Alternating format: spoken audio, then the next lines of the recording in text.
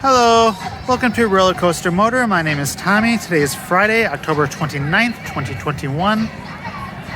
I am here for my second ValleyScare visit, 9th Valleyfair visit of the year, and final Valleyfair visit of the year. Haven't seen Wild Thing run yet. Steel Venom's been running. North Star's been running. But I'm probably going to make my way to Renegade and see what else is running on the way to that. It's about 6:30. The actual haunt doesn't start till 7, but select rides are open now, so... And I'll see Screaming Eagles over there running too. Alright, let's go. Really to point out these skeletons at the entrance. Just made it through. It's really cool little ball cages. Alright. I would love to go this way, but they have it blocked off for now. Alright. Try the other way. Looks like I can go this way. Skeleton Man and the Ferris wheel both look great.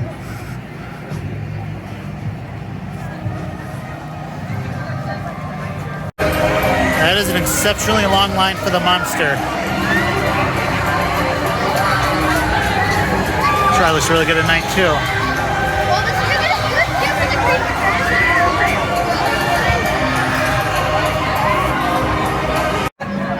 And this is as far as they will let us go. I assume at 7 o'clock we're free to roam. But right now it's about 6:42, so... Alright, I have an idea. Yep, this is my idea. It's just over there. This is the bar selection.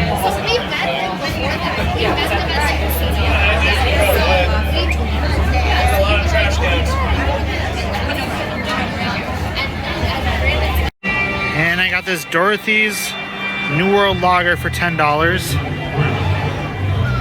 So you see it, Toppling Goliath Brewery Company. It's pretty good. Kind of tastes like it'd be like an amber beer, but I haven't quite looked at it. Definitely get it again. Gonna have to look this place up. About 6:55, they're about to let people through. And we are off. A lot of people sprinting.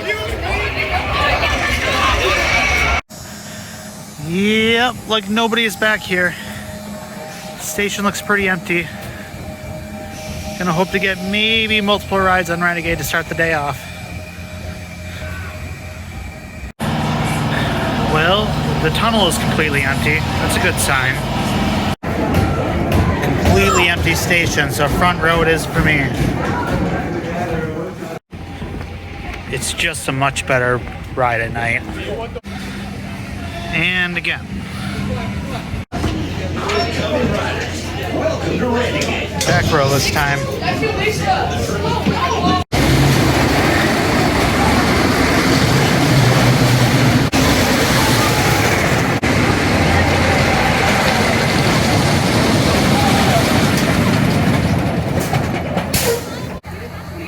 As always, this is where the park ends. And Excalibur's never quite open for the entirety of ValleyScare. First, Haunt of the Night. We'll see how it compares to my opening day experience. The line has yet to build. Should be under 10 minutes to get in. Not even a 5-minute wait, actually. A little faster than I expected. It's still a really great maze, still a set design, still with all the costume design, but it was kind of a conga line type pace. You can see people coming out pretty consistently. Unfortunately, I had a lot of the scares spoiled by the groups either in front of me or behind me, which happens sometimes, unfortunately, with haunts, but oh well, on to the next one. Mr. Cleaver's is getting a bit of a line. Looks like the entrance has been moved down to over here. Yep, right here. Let's see how long this line ends up being. Just over a 15-minute wait. Alright, first scare zone of the night, Carnival. I cannot show inside of this just like the mazes, so I'll be treating them just the same. Did not cover this in my previous video, so I'll be covering all 3 scare zones. Well, technically 4 scare zones, but I'll get to that later. And here we are out on the other side. Not much to it, just people in creepy clown costumes jumping out at people. Probably use a little bit more fog effects or perhaps props for the scare actors to hide behind, I would say. And our next scare zone will be Masquerade. Cover this on the other side. And here's the end of the Masquerade. Be gone, my dear. It's very just creepy, unsettling, atmospheric. Not really scary. You see the scare actor kind of wandering towards the edge right here. And they also have various acrobatic shows going up here on the superior stage as well. Just kind of transitioning to the next show. Still reside here for all eternity. But you see, not all in this realm are. And now to walk back behind Dinosaurs Alive for the other 2 mazes, Berserkers and Undertakers. It looks a lot more foggy walking back here than it did previously. Seems like better weather conditions for retaining fog effects. Now this is what thick fog looks like. Cannot really see a thing. I love it. Oh yeah. Fog effects are in full effect over here by Undertakers.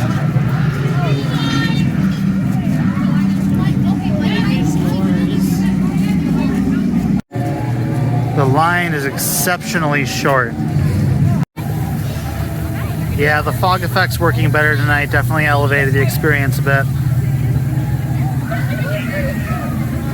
Still, they were kind of sending people through like a conga line though. Especially with the shorter line on this attraction, they really should just slow that down a little bit. Just a little bit.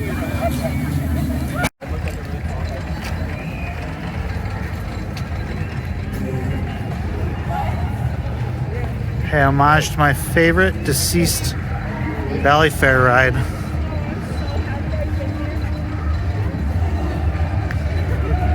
This one looks to have a little bit more of a line. Only a 5-minute wait. They seem to be pushing people through pretty quick. Yeah, they keep sending us through like it's a conga line.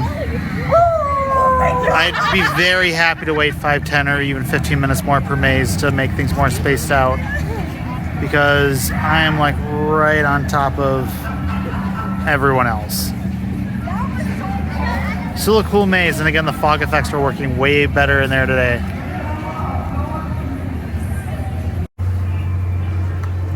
Looks even better with the lights on it. Just walking back to the main part of the park.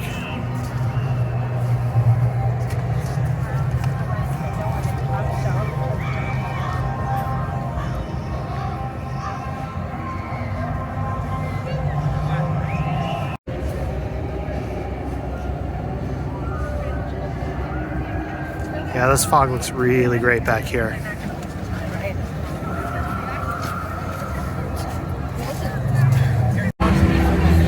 Okay, this food truck after these 2 mazes by the Ferris wheel smells downright incredible. Here's their menu. I don't know if I'm going to get anything at any point tonight because I ate before I came here, so I'm very full, but wow, I'm very tempted. It smells very, very good.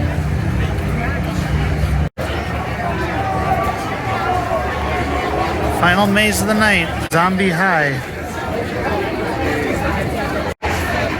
Just under a 25-minute wait. They look to be spacing people out a little bit better at this haunt. Alright, now at the exit for Zombie High. They definitely did a much better job spacing people out, but I would say the front third half or so of the maze felt very sparse for scare actors, so I don't know what the story was there, or if they were just in hiding and waiting for the group right behind us, or or what, but the second half seemed like there was more than enough. Still a very, very well-designed maze. The best designed maze, I would say, here, easily. I would say pretty consistent with my, I would say exactly consistent with my previous maze rankings.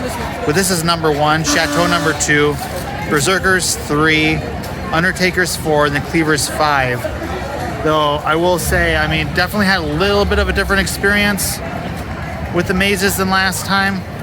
I mean, mostly all of them except this one were definitely kind of a conga line style format, which is always kind of disappointing, which happens sometimes with mazes, but they did a much better job with the spacing of this maze, which makes a huge difference. So, all right. Over there's Blood on the Boundary Waters, final scare zone of the night. Okay, Blood on the Boundary Waters. But letting you know on the other side. And Blood on the Boundary Waters was, I would definitely say it was the worst of the scare zones. I would have to rank them Masquerade, then Carnival, then Blood on the Boundary Waters. This one was just, the scare actors were just more sparse. They kind of have these cool sets built, these cabins all around the scare zone, but they're not all that well utilized, I would say. Masquerade was just the best one out of all of them and just kind of had the best little atmosphere. None of them were really scary, I would say, but Masquerade, I thought the atmosphere was just very interesting, kind of intriguing, unsettling, I would describe it. But technically the Pumpkin Prom Island is actually listed as a scare zone on Valleyfair's maps placed all throughout the park, which I think is odd because it's really not a scare zone. You can kind of see as I videotape it from the outside that it's really, it's decorations is what it is. You can see it from here.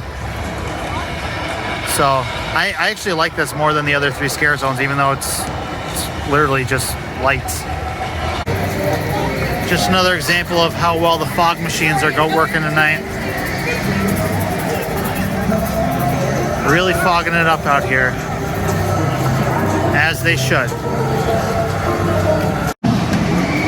I believe these stuffed pineapples are squishmallows. Someone posted on my previous video asking them for squishmallows here, and this looks like to be it. These also appear to be squishmallows, but much larger. Look like they'd make a great pillow. Which one I guess? These are squishmallows as well. Sure, it's 5 batteries. Or by the guess your weight game. Okay, right there.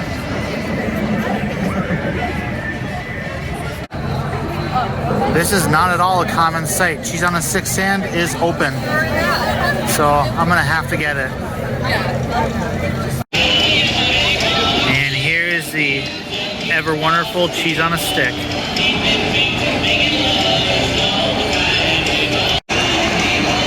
Oh yeah.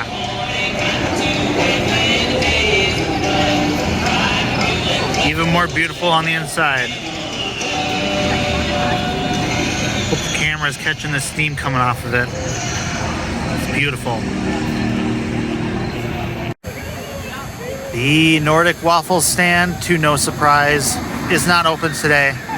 0 for 9 on every visit for me this year. I don't know if it ever opened. I really doubt it. So gonna have to look forward to next year. Surprisingly, this is by far the most food stands I've seen open all year. I mean, it is a busy day, so I guess that's not so surprising, but it's just weird seeing so many food stands open and so few closed. It's this and maybe 3 other food stands I've seen closed, so it's good to see so many different things running, but not this. And this will likely be the final ride of the night. Yep, we're waiting all the way back here. I guess should be 45 minutes to an hour. Station's up there. About 1 hour.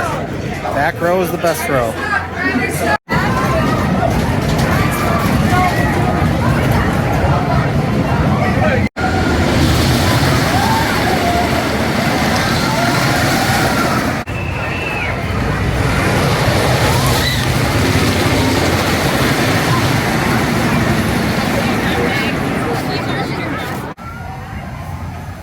Renegade's always a beautiful ride to end on, especially at the end of the night, especially at the end of the year.